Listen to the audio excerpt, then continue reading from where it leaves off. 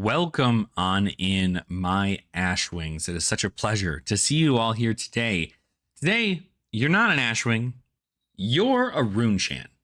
You are a Funeral Moon. Because guess what? We're doing some more Vynnset stuff. I think I've finally come to the conclusion in my life, nothing hits more like Vynnset. And I've been trying to figure out what hero in CC that I wanted to like main and really kind of put a lot of my focus into as far as content creation and doing all of this. And I truly believe that Vynnset is just like such banger of a hero that it's hard pressed for me to not want to play her.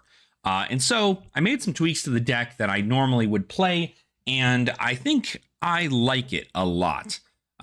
Still some testing that needs to be done in paper. I have not brought it to an armory yet, but I've done a couple things on Talishar, and I guess I did really play it in paper last night. I played into Gravy Bones, two Gravy Bones, same person, but their Gravy Bones list twice, and it feels good. The deck feels good. There are some times in which you can kind of, if your opponent pivots, that's kind of the downfall with Vynnset. When your opponent pivots to a more hyper defensive strategy and they just block out Rune Chants, block your attacks, pass, you have to start setting up these like crazy large turns to where you're able to leak a lot more damage in these other attacks. And so it's about that pivot point. And I think that's really something that is important about Vynnset. So I wanted to talk a little bit about the hero itself, go over how it's played, and just like what the strategy is overall. So we don't have like a true sideboard guide or anything really. A lot of this is just kind of me showing you what the deck does, and then we're going to go ahead and send it into Talishar and see exactly what we go up against. It's going to be a lot of people who are testing, so be mindful of that. But notably, only $600 for the deck. Pretty cheap comparatively, so if you're looking for a slightly cheaper deck to get into for Flesh and Blood, Vynnset's definitely a great one to do. Although while this deck is inexpensive compared to some of the other heroes, such as Gravy Bones or any of the Assassins, I will say that the downfall is Vynnset has quite a skill expression to her. She's a little bit harder to pilot, to know when to send, when not to send, all this other stuff. And so I do think she's got a lot more nuance to her, especially when you get into like action point economy and all that other stuff. I do think that it is truly just it's a problem. And I think that in this specific scenario, it's great for new players if you're trying to do a very basic build, which could easily just be block effectively, put a shadow attack action with Runegate in your banish at the beginning of your turn, and then send it.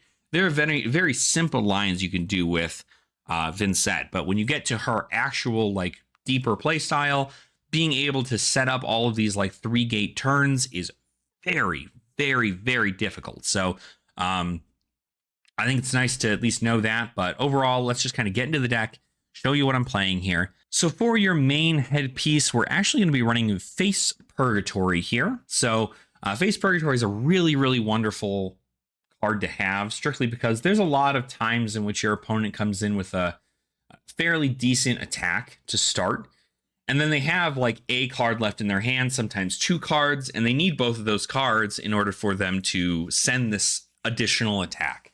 I've seen a lot of work on this with cards like, if you're playing it against cards like Conqueror of the High Seas, for instance.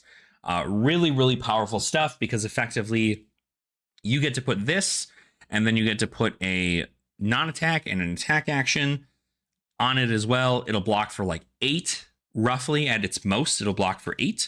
And then when it does, you get to draw a card and your opponent gets to discard. So while you don't get the filter of the Crown of Providence, I do think that this is great disruption, especially on turns in which you need to get tempo back in your favor. This is definitely the card to go about doing it. Then, of course, we're running the Flail of Agony. We're not running Reaping Blade. We're only running Flail. Being able to just pay a life to attack for 1 is just insanely good, especially into a Gravy meta. Being able to just swing that 1 and kill a Rigor Mortis or kill a Limpet or kill an Oyston. And on hit, you get a Runechant token. So you don't even need to theoretically kill the ally that you're attempting to attack, but you do in fact need to just hit something. So if you're playing this into Gravy Bones and your opponent's got theoretically you want to kill it, right? But if they have a Humperdinck out and that Humperdinck has 7 life, you can still swing this in and hit Humperdinck for 1 to gain a Runechant. Therefore, you're even more online than you were previously. Like, having an ally-based deck to go against makes Flail of Agony so insanely good just because it says, cool, I'm going to get a Runechant for 1 life. And that's a trade-off you tend to make, especially since you can utilize that loss of life to then go about playing things like Cull or Funeral Moon to kind of get your turns back online there. So Flail's certainly good. Tunic is for our more aggressive games in which we want to be the aggressor. This is when we're trying to essentially smash them in the face, right? If we give an opponent time to set up, they'll definitely kill us. So what we need instead is an extra resource sometimes to go ahead and send a lot of these attacks, whether they be from hand or they help kind of cheat out that Spellbound Creepers resource. This is certainly going to be very good there. Grimoire of the Haunt, again, this is another way to kind of cheat action points. It's got Arcane Barrier, which is super awesome, but you can banish this to create an Eloquence token, and then it kind of gives you the ability to play things like Read the Runes to get 3 Runechants to then attack. So Grimoire is definitely a valuable thing to have in the deck overall. Spellbound Creepers, literally the best legendary and the only boots you should ever be running in this deck. Spellbound Creepers just does everything effectively. This is a lot of text, very scary for new players, mind you. But effectively what it says is you can pay a resource to put a bind counter on here, and then you can play your next non-attack action this turn as though it were an instant. You can activate this ability only if you have attacked or defended with an attack action card this turn. So you need to attack with something, and then when that attack has finally begun to resolve, you can then play Spellbound Creepers to play something at instant speed, play a non-attack action with instant speed with Go Again, in order for you to get your action point back and then play another thing from your Banish Zone, for instance. So lots of stuff you can do with Spellbound. Hard for me to like really show you guys lines in that front outside of it, but very, very powerful stuff. And then we have Vexing Quillhand, easily the best arm piece. I don't think this ever gets changed out for anything. There's a world in which, like, if aggro becomes a problem at your local meta, maybe Grasp of the Arknight, but I still think Vexing Quillhand allows you to still play and rune gate out a lot of these things faster. And it's got Arcane Barrier. So notably, you have AB like 2 without needing to do anything. And therefore, you're able to play into Wizards a little bit better. You don't have to worry so much about their plans coming to fruition there. So a lot of fun stuff with that. Then let's get into the main deck here. I'm running 53 and just kind of adding some cards as I see fit. Again, I'll make a more like detailed sideboard list once I have like it in my brain. But main deck, we're running Beseech the Demagon red, Cull red, Deadwood Dirge red, or Cull's only red, Deathly Delight red, running 3 red, 3 yellow, and 1 blue of Deathly Whale. This is kind of your bread and butter of the deck. When you are able to pair this up with a Shadow non-attack action, this allows for you to effectively get 2 Runechants to end your turn, which is really good because it's that Runechant generation. And you always want to try to generate Runechants, always. So Deathly Whale is certainly a good choice there. And then Eloquent Eulogy. This gets you an Eloquence token if a hero has lost life. Deathly Delight gets you life for each hero that has lost life. So if you use a Shadow non-attack action, your next Runechant is unpreventable. So you swing at your opponent, you're going to get 2 life off Deathly Whale, or 2 Runechants off, or 2 Runechants off Deathly Whale, 2 life off Deathly Delight. You'll only get 1 Eloquence token off of Eloquent Eulogy, but that's fine. Funeral Moon. As much as I did not think this card was like the best ever, it is really good. Theoretically, anything that can present you a instant speed Runechant is just insane. So it's very good. Not to mention the fact that it also can cheat additional action points with Eloquence tokens. So Funeral Moon definitely has a good spot in the deck. We're only on red Malefic Incantations. I was on yellows, but reds, I think, are just, you want your stuff to be making 3 chance. It blocks for 2. You want your stuff to be making 3 chance at most, just so it stays on the board longer. But at the end of the day, it's there's not too much you can do in that regard. Effectively, it's just like, cool, do you have it? Sure. But Malefic Incantation, it's great to have. It gets you those additional rune chance over time, and it doesn't pop them whenever you attack. It instead just you attack, you then get a rune chant in the back end for your next turn, which is really helpful. We're only playing 2 Mauvrin Skies. Now, Mauvrin Skies is new to the deck. I am not quite sure if this is a keep or if this is a get, maybe add to 3, maybe remove entirely, just because it gives go again to your next Runeblade attack action, which is awesome. But the on hit will almost never happen. I think there's a benefit to that, though, because if your opponent can't block this, if you're coming with like 4 rune chance and 6 physical, your opponent is probably just going to take the chance and then block 6. So you're still getting 2 cards out of your opponent's hand for that, and it'll have go again. So if you have something else set up in the arsenal or in the banish zone, you can then send that, and it won't get the Mauvrin Skies effect. But if you have a way to get those rune chants back to send another thing in the arsenal or in the banish zone, it's pretty good. But Mauve Skies is very interesting. I'm still not entirely sure if this works yet, but we're playing it just in case because another go again thing. Read the Runes, super awesome. This is actually a nice follow-up to Mauve Skies if you happen to be able to, if you have nothing in Banish, for instance. Read the Runes is awesome. You only have 2, but again, it's make 3 rune chants, so you want that to happen. You want to make 3 rune chants because it allows for nearly everything in your deck to be able to be sent from the Banish Zone, so that is the purpose of it. A Runeblood Incantation, just 1. I don't know that it needs any more than that, because you really just, you want to have it out there and pair it up with like a Deadwood Dirge every now and again, because it'll lose its counters and then it'll stay on the board. And then if you have in your hand a Deadwood Dirge, you can then Deadwood Dirge this Runeblood Incantation to get 3 rune chants off that and then make that work. So very, very nice. Again, it gets you 3 rune chants, and it starts at the beginning of the turn. So these happen all the time. So if you happen to be on the back foot and your opponent is just like constantly sending stuff and you need to defend a little bit more, Runeblood Incantation, at least over time, will continuously get you more resources, and it will fill that, as opposed to Malefic Incantation, where you need to attack with an attack action in order for these to trigger. So these are for like delayed effects, and this is for more so a get 3 rune chance over time if you happen to be on the back foot. We then have Phantom Banshee, just a insane popper into Vynnset, and it is fairly good damage. It's got Rune Gate, so it's got 3 Rune Gate, so if you have 3 rune chance, you can just send this thing from your Banish Zone. This is a 1 card 10, because you already have the rune chance, and then you send it. Now, of course, you had to like wait a couple of turns for that to occur, but even if you got to play a Deadwood Dirge on your turn and then send Phantom Banshee, it's a 2 card 10, and that's still insane. I think that's still well over rate. This is just damage, though, which is where I'm honestly thinking about adding Pummels into the deck, but I'm not quite sure.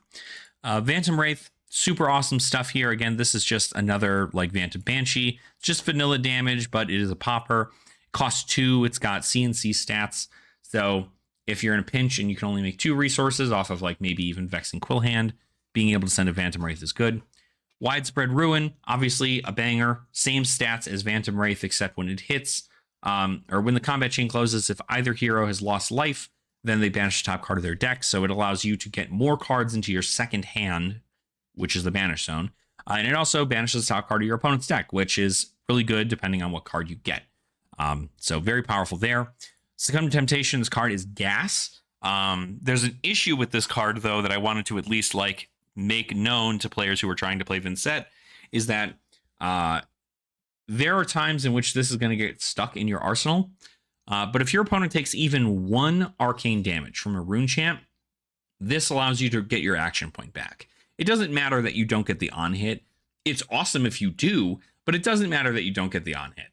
What matters is that you get your action point back. So if they block 6, if they've taken 1 arcane from the rune chant and then they block 6, you can then still play this to get your action point back, find some way to get your rune chants again, and then send another card, or even send it from hand. You could pitch a blue and send a widespread, a Phantom Banshee or a widespread destruction from your hand to follow it up, which I think is really, really awesome. So there are ways to cheat action points. This is effectively just like Spellbound Creepers, but if it was a card. Crazy powerful. Notably, this is an all-turn thing. So what happens is that if your opponent does block 6 and they've taken an arcane damage, you can then play this at instant speed, get go again, and it also affects your next attack as well. So the next time a Runeblade attack action card control hits a hero this turn, look at their hand and choose a card, they discard it. So if you're able to send another attack, something like a Widespread Ruin or maybe a Phantom Banshee, and that hits, that still gets the effect of Succumb to Temptation. So very powerful stuff for hand disruption. And I think this card is it's freaking insane. This card is crazy good. And it blocks 3, it's a 0 cost, it's just good. Widespread Destruction, beautiful card. This is Arsenal Destruction effectively. Same deal. It costs 3, blocks 3, 6 and 3. A little bit harder to get out just because it's a 3 cost. But when your opponent has cards in Arsenal, this is terrifying because even if they take 1 point of arcane damage, they lose their Arsenal. So utilize this on more like CNC turns. If you've seen your opponent just kind of sit on something for a while, hitting them with a Widespread Destruction is going to be pretty good. Machinations of Dominion, another great go again card. This just gives your next Runeblade attack overpower, which can be effective in some situations in which you are trying to kind of really push over a lot of this damage towards the end game. It's also a 0 blue block 3. Doesn't hurt there. And then finally, Widespread Annihilation. This is a weird card. Some people are on 2, some people are on 0. I'm on 3. I like the card a lot. I'm often able to send this.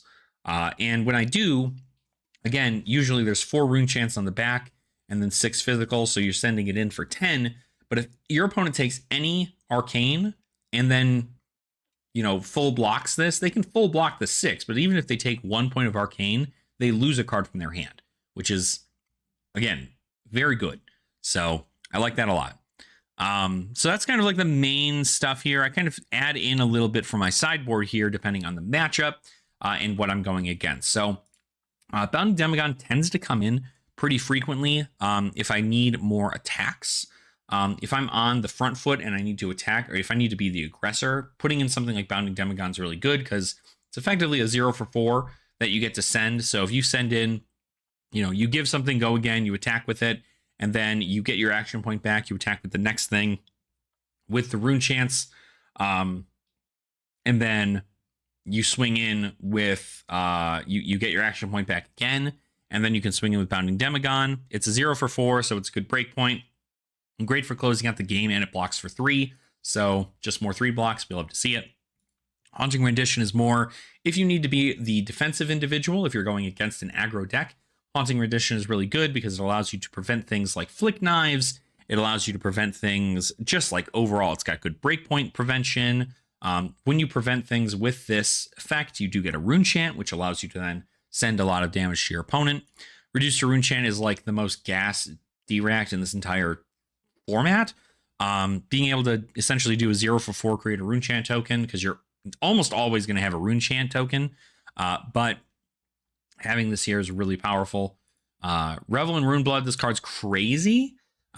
Just because being able to play a non-attack action to give something go again, an attack action, and then play Revel to get 4 rune chants, and then swing Flail, you're still sending 5. You're not going to get to keep that rune chant if it hits, so on and so forth, right? But you do get to get the power of this this deck effectively. So I love seeing that. I think it's really, really good. But I only run 2 because if I run 3, it tends to clunk up a little bit because you have to do a non-attack and an attack. You can start with this here if you need a non-attack action and then an attack action to turn on like the other Revel in Rune Blood. You can theoretically do that, but you're not going to get the value off this, and you really want to do that. So yeah, important. Shadow Puppetry is a awesome go again. I mean, this is just a crazy good card. 0 cost, shadow action, so it activates Vynnset's ability. Next attack action card you play this turn gets +1, go again, and if it hits, you look at the top card of your deck, and then you may banish it. So it effectively gets you to set up for the next turn. If you do end up hitting, it allows those 6s to come in for 7s, which is a more powerful breakpoint, and it gives it go again, which means that you do get to send more things off as the turn continues. Another defensive tool is Sink Below. Again, hand filtering is pretty important in this deck. Sometimes you're just left with a hand of all non-attack actions and you need attack actions. So Sink Below sometimes can help in that regard. I don't recommend putting it in the main. Sometimes you might, but usually this is for the more defensive package when you're trying to be on the defense to be able to kind of filter those hands out. And then Invert Existence. This card is crazy good. I love this card a lot. I think it's really just important right now in this meta because you banish up to 2 cards in an opposing hero's graveyard at instant speed, right? Instant speed. You get to do this. So notably, this is good, theoretically, into Syndra. This is good into Gravy Bones. This is good into Earth Heroes. Theoretically, if they need to decompose and they do not have enough Earth cards in their banish zone, you can just banish it and then they don't get the decompose ability, which is crazy good because if Felling of the Crown only comes in for 8 with no decompose, you still get a turn. So not too bad. And you get to utilize this off of a Tunic resource, which is really good. Normally into those decks that have these things like decompose or even like Gravy Bones and stuff, you're usually the aggressor. So you're playing Tunic and you're able to use this Tunic resource just to send that shit. And it is good. It's so good. Not to mention, if you do end up getting an attack action card and a non-attack action card, you deal 2 arcane damage to the hero. So that's awesome. Being able to just deal 2 arcane from here allows you to close out those games when they're at 1, because most people are playing AB1 into you and not AB2. So you're able to get that value off of there to close out a game.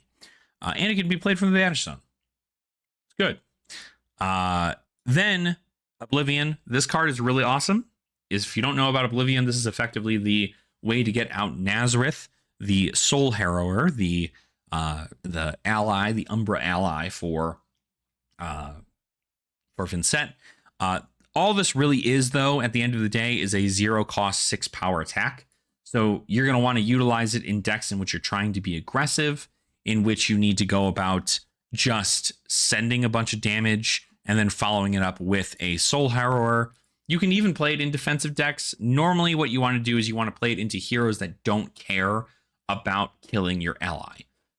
For instance, Rangers, it's a really great place to play it because if you get Nazareth out, you effectively just get to go, okay, they're not going to spend a whole turn to kill it because then it means that they're going to get hurt a lot. So Soul Harrower is really, really good in that front.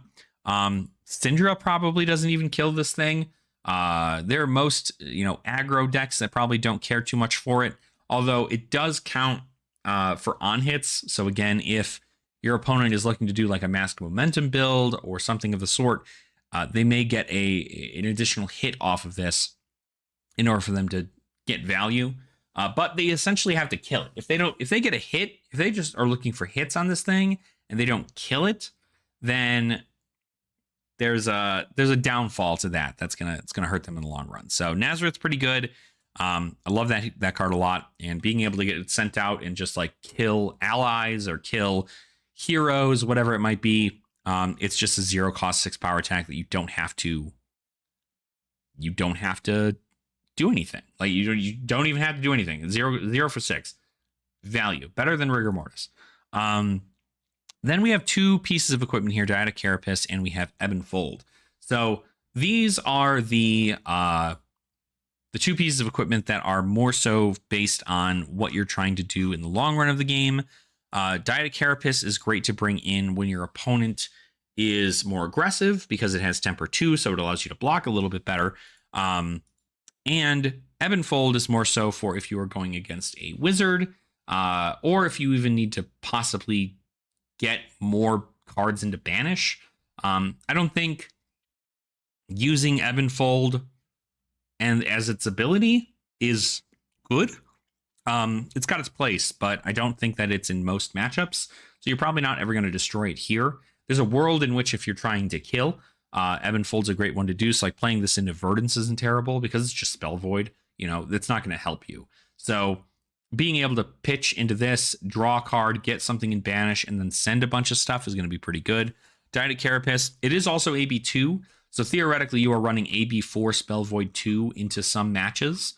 Mostly Wizard, but you're also running it technically into even Syndra or Phi or any of them. So very powerful stuff. But at the end of the day, I think that most of your stuff is coming from this line here. But these are just great picks. Diet Carapace is just such an insane card. So very, very valuable. And then, of course, Ebb and Fold has a lot of stuff there too. So that's the deck. I went into a bit of detail here because obviously it's 30 minutes into the video and we have not gotten into a game, but I just wanted to kind of like make this so people can see what the deck initially looks like, and then we'll make it a little bit faster as this series continues to go on. But we are going to be playing Vynnset into a match real quick and see what we can do, and hopefully we get some good results and I can show you guys a little bit about how the hero plays. All right. So our first individual is Oscillio. So Oscillio is very interesting. You'll see I have these here. Don't worry about this right now. I don't have anything for that. I'm going to go into the Dyadic here. We're going to be hyper defensive into this deck. There's pretty much no way that we get to like have full value out of it. Face Purgatory also isn't anything I kind of want to put here. So I think Ebb and Fold's going to be the move. And we're just going to kind of run AB4 into this. We're going to be more defensive. Oscillio is a very aggressive deck. And so you want to be on the defense for most of this. We have 61 in here. I think there's a world in which I might even play Invert. I mean, it's not a block card, but I theoretically can play something else.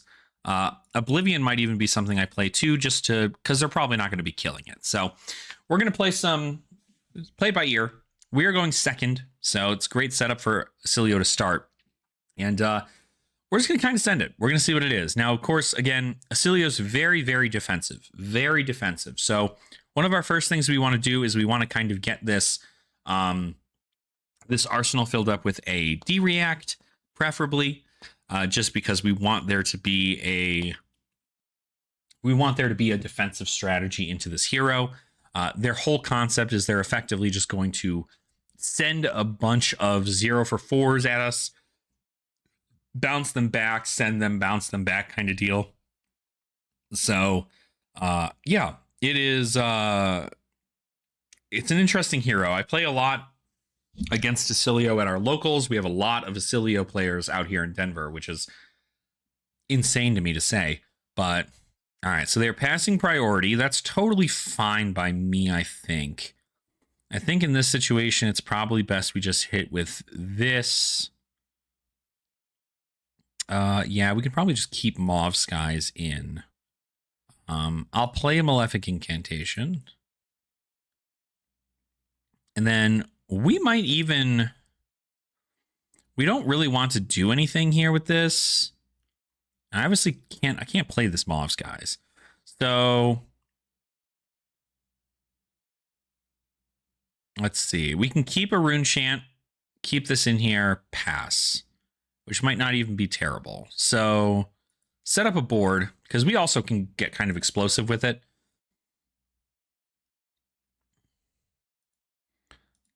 Okay, not a terrible hand to have here. Did take the 1 to Blood Debt, so that's fine. But we can afford to take Blood Debt right now. So we are at 1 Blood Debt. You'll see I'm kind of like, I'm in the way here, but you'll see this is our Banish Zone. So I'll pop it up every now and again. All right, so this is Blast to Oblivion. Obviously, we're blocking that shit because we ain't going to do all that. We are blocking that ish. Okay, and it had go again. They didn't have anything to bounce because they didn't have any sigils. So, I don't know. They may have gotten a nice brick hand. That's kind of good that we didn't let that hit. Curious, they're going to have to pitch to something to send damage. I don't exactly have the best hand here, but they're going to Volzar. They need to pay. Ah, they're going to pay to keep Channel Lightning Valley around an arsenal. Is that right?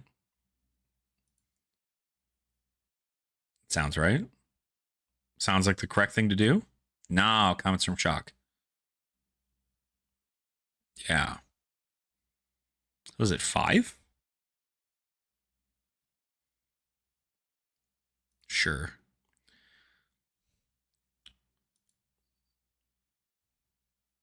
Are they playing Comet Storm Shock? They can't play both modes.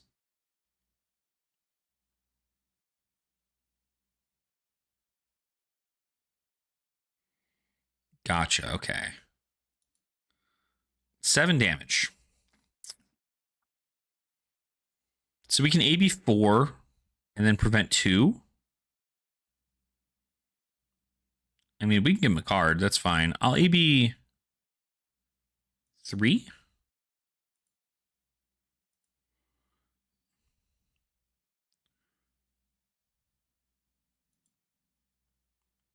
Oh, shit. Hold on. Sorry. I guess I'm supposed to do this effect first. I see Talishar, the way you're able to like shortcut so much better in there is good. I'm going to play this first. Prevent 2, and then we AB. And then we do this. Oh, you know what? I won't be able to keep a thing. That's fine. That's fine. I'll just take one to Blood Debt. Pass it on up. Yeah. So we do get the... Oh, you know what? Never mind. Stupid. Haunting Rendition. Yeah, no, we send that shit. I was like, there's a reason I sent Haunting Rendition. You'll see, it seems like I was confident enough in the deck, but I'm really just an idiot. So you're probably going to see just like me sending some damage here. I get to gain a life in this regard, so that's really nice.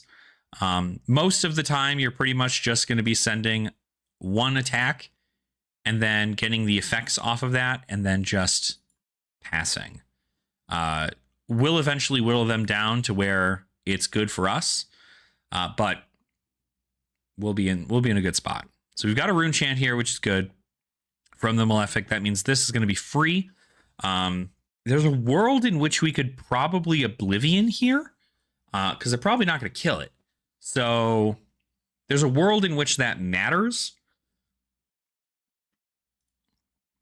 Let's see. If we block with this, we get a rune chant up to 2. We then pitch, we go to 3. We then can Deadwood Dirge the Malefic incantation, go up to 6, play Oblivion, pass.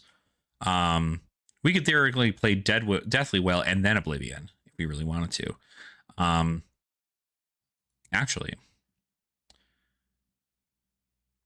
as much as I don't want to kill this Malefic incantation, well, because what? If I'm at 2, I kill this, I go up to 4, I'd go to 5. I'd be at 3, 2, 5. Oh, so I would be able to do it then. Okay. Fry for 6. That's a lot of damage. I think I'm just going to block here. And then we're going to block with the rune chant. Again, this is kind of where like a lot of that math comes in. Okay, good champ. Current funnel for 2. I think I need to keep like every one of these cards in order for me to do anything back to them. I don't really care that they draw here. Unless it's a mind warp, in which this would feel bad significantly. But you know what? They don't have it. I'll give them a mind warp. They don't have it. That's my motto. They either have it or they don't. And this time, they don't. Gone in Flash. Go again. I don't care about that. I don't care about all that. Gotcha. Yep. Not a damn thing. So that goes back to their hand. They got a sigil. They can play it again. Volzar.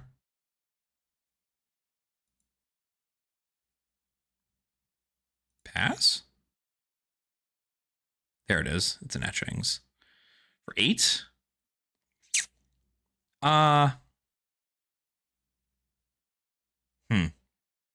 No, this turn's going to be like really, really effective for me, so I think it's best that I just do that. They're losing their channel Lightning Valley here. They don't have a way to pitch. Okay, they've got a Sigil of Lightning, and then they'll put the Gone in the Flash in there. So long pass. Okay, we'll go ahead and banish this Deathly Whale. We're at 3 chance. We'll go ahead and then play Deadwood Dirge. We will use this on. We're going to see whether or not we get Scour. We shouldn't get Scoured here. So this will go to 5. And then we will play Mob Skies. We'll then play the Deathly Whale.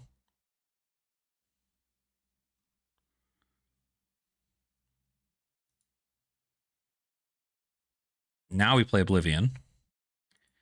Get ourselves a beautiful ally. And then we just send a bunch of this damage.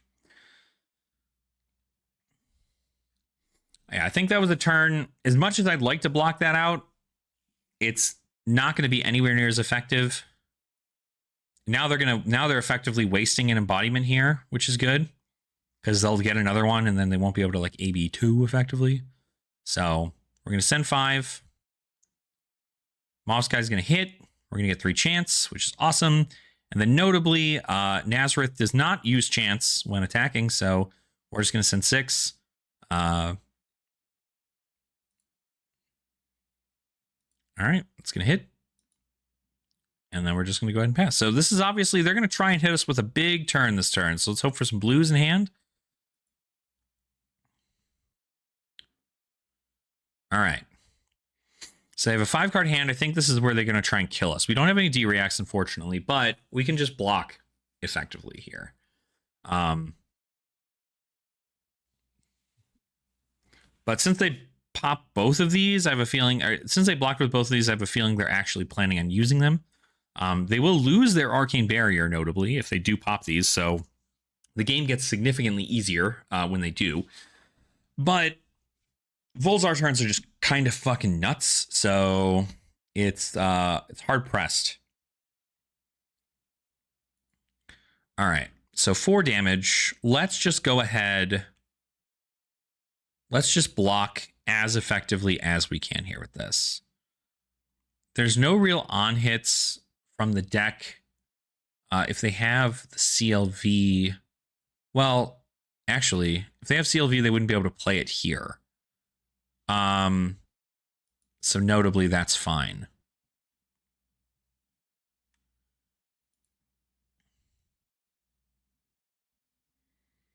Okay, they got rid of a Common Storm Shock. That's fine. You know, bounce it back. Imagine this is where they have the Sigil of Brilliance.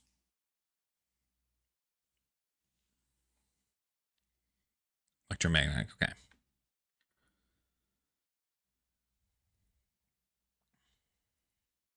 Okay, so they can send it again, but they need the action point if they're going to do that. So they probably have to pop Greaves here. 7. Maybe we just block 6 here. Take 1. Blink. Okay. Get it back.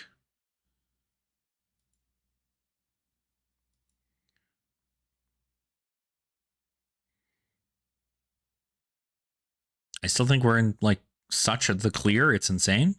Also widespread coming in. So we want to probably keep widespread as best as we can. We're probably taking whatever this arcane damage is coming in because we're just not going to do that.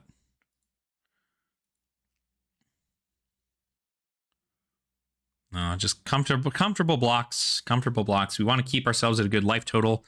Again, even if we can send just a little bit here, we're in a good spot. Old Knocker, gain a resource.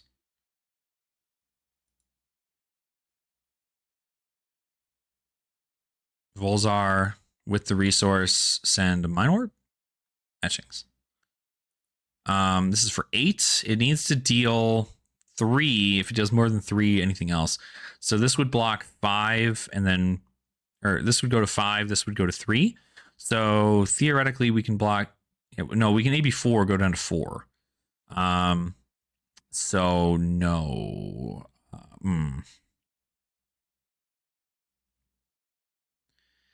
I mean, we can do a little bit here, I guess. Not the end of the world. You know what? I will AB2. I will Spell Void here too. So you still get a card back, but that's fine. Conductivity pass. I still get to send 6 and then figure it out. Yeah, because it's not anything crazy. We got 5 chance in the back end too. That's crazy. So now we just block out send 6, keep doing this until they die, effectively. There's probably a world in which their turn gets better and better for them. If we get a Mauve and anything, like we take a W for the most part, if we're able to block out enough damage here on their like crazy big turn, it's pretty good. I definitely think, I mean, there's a world in which I think I probably could have kept that. I could have kept the widespread to keep them off an arsenal, but 6 damage is 6 damage, I guess. So we'll see if I get a Cull in hand. I do not. We do get a Haunting Rendition, though, so it's not terrible. Gone in a Flash again. This one, notably, again, they're going to have to do something with it to prevent that. I can comfortably block here, but I'm not afraid of a Lightning Valley right now. Let's just say no blocks.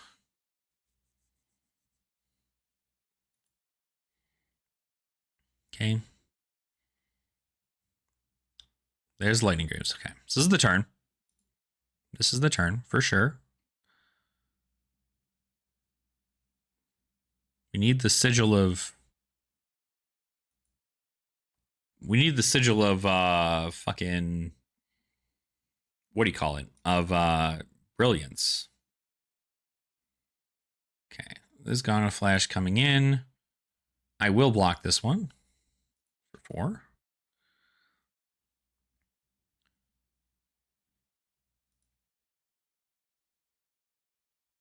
There it is. There's a Sigil of Brilliance. So they have to have the Blast then as well.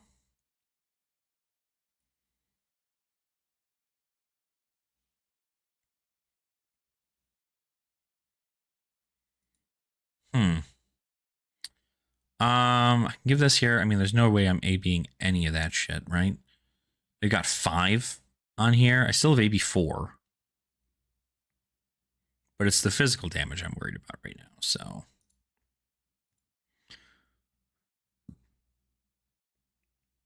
They must not have Blast.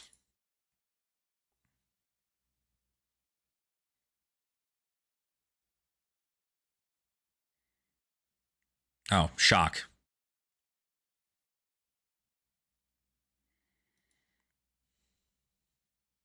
Okay. Are they Volzaring before they shock? That's incorrect. They should have shocked. They should have Volzared. Yeah. I was like, they need to Volzar first.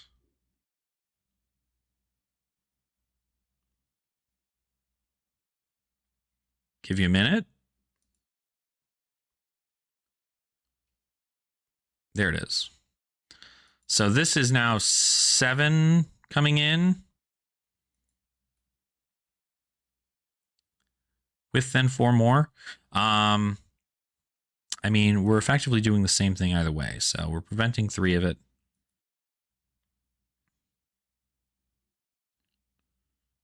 And now they have no arcane, which is kind of sick for us. They have no arcane barrier. I think I'm at 5 chance. So am I 5 chance? I'm at 5 chance. So I think there's a world in which I just prevent 2 more here. There's nothing for them to bounce this back. I'm just going to give them these. Go down to 5.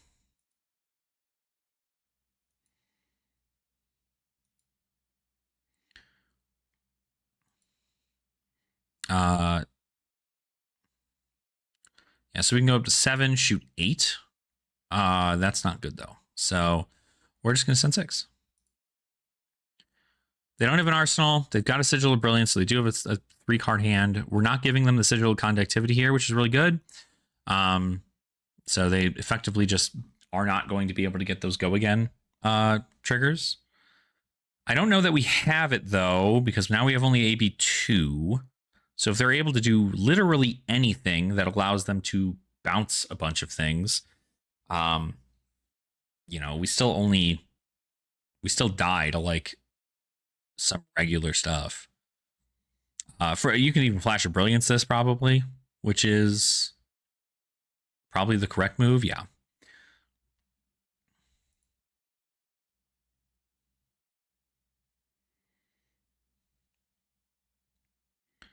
Yep. So you'll destroy your. Yep. So you'll have a. You can then play your Sigil of Brilliance.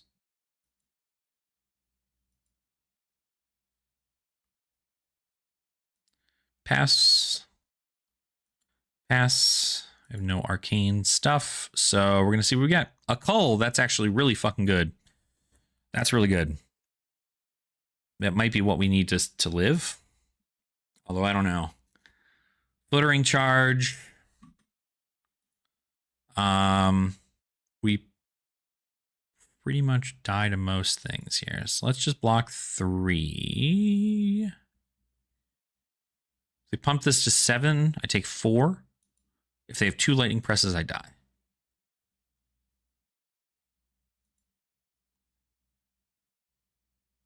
Yep, definitely have the Sigil of Brilliance, so that's at least good. Okay, take that.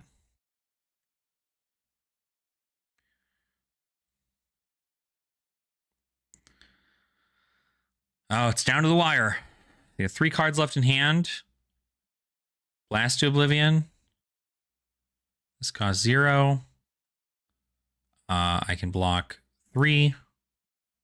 I did take a damage, notably, so that's pretty good.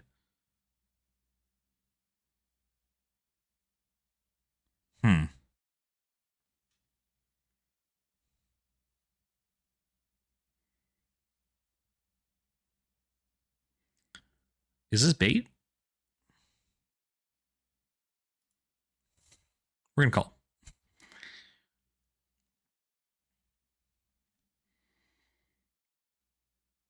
I think this is bait. Somersault. Okay. Well, it's actually awesome. So. Oh, well, damn. I guess the blast does get to do the thing, right? So. Do I die here? Is that how this works? I'm just dead. That's a shame. You have no action points, though. What am I talking about?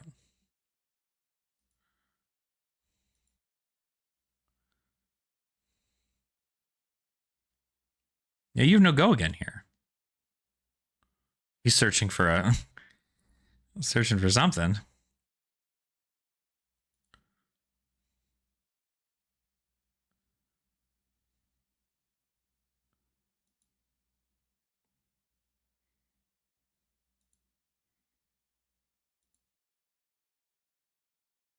Somersault again? And you have no action points.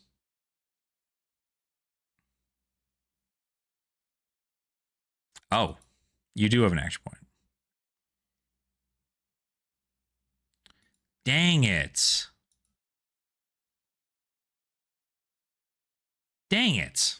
Dang it, dang it, dang it. Dang it. Shoot. Oh, man. Damn. That was good. Oscillio is very, very strong into this match. It is crazy. I should have... Oh, man. I should have assumed the somersault. Should have waited until they somersaulted. Gosh, that was so good. We had him dead to rights next turn. That was it. Because we easily could have just gotten this out. I mean, it wouldn't have mattered, though. They dug for it. They were able to get it. Even if they swung this blast, I mean, I guess they must have dug for the blink. And they got the blink. Because they got their action point. So, crazy stuff. Crazy stuff. Oscillio is a very, very powerful hero. I think it's definitely a contender for probably the best combo deck in the game, effectively. But I do almost wonder whether or not, like, me not swinging Flail to kill these Sigil of Conductivities helped or hurt. I think keeping them around is good because obviously Volzar just gets to do the thing. But yeah, we were just one game in. We were just one game in from this, or one turn in. We didn't draw. We drew AD React, and we drew all 3 of our Haunting renditions. Definitely would have hoped for more of my defense reactions.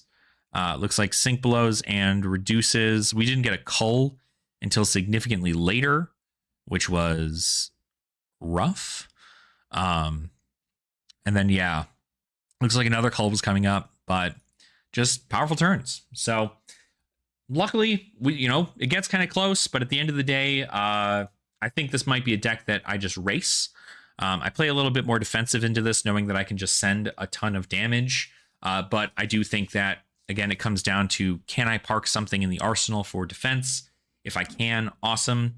But just being a turnoff, they were able to Oscillio for it to get that effect, and it ended up working out just good for them. So thank you so much to my opponent for playing me out on this match.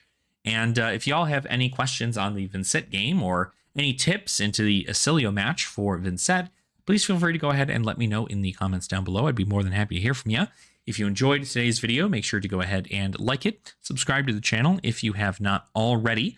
And then I always hope to see you in our next video, where we're going to continue to bring Vynnset into the meta and see exactly how she plays into these heroes and what her matchup spread is like. So continue to have fun in the flesh and blood, and I will see you all very soon.